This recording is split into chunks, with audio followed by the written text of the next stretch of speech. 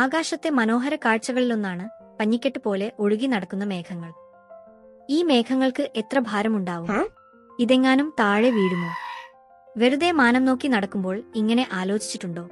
ഇല്ലെങ്കിൽ ഒന്ന് ആലോചിച്ചു നോക്കാം. ആദ്യമായി ഒരു മേഘത്തിന് എത്ര ഭാരമുണ്ടാവുമെന്ന് കണ്ടെത്തണം. കടലിൽ നിന്നും കരയിൽ നിന്നുമുള്ള ജലം സൂര്യന്റെ ചൂടുകൊണ്ട് ജലബാഷ്പമായി അന്തരീക്ഷത്തിലേക്ക് ഉയരുന്നു. ഈ ജലം അന്തരീക്ഷത്തിലുള്ള പൊടിപടലങ്ങളുമായി കൂടിച്ചേർന്ന് തണുത്ത് മേഘങ്ങളായി മാറുന്നു. മേഘങ്ങൾ രൂപം കൊള്ളുന്നത് എങ്ങനെയാണെന്ന് വ്യക്തമായല്ലോ. മേഘത്തിൽ പ്രധാനമായുമുള്ളത് ജലകണങ്ങളും ഐസ് ക്രിസ്റ്റലുകളുമാണ്.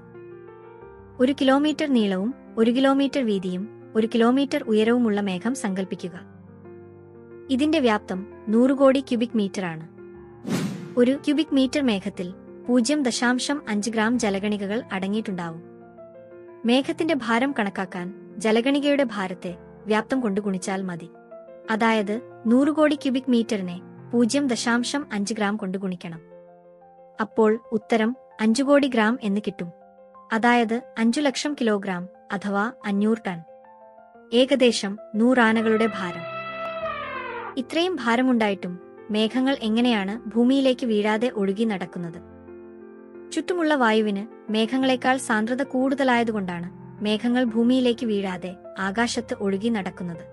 മറ്റൊരു രീതിയിൽ പറഞ്ഞാൽ മേഘത്തിലുള്ള ഓരോ ജലകണങ്ങൾക്കും ഭാരം വളരെ കുറവായതിനാലാണ് ഒഴുകി നടക്കാൻ സാധിക്കുന്നത്. മേഘത്തിന്റെ ഏകദേശ ഭാരം മനസ്സിലായല്ലോ.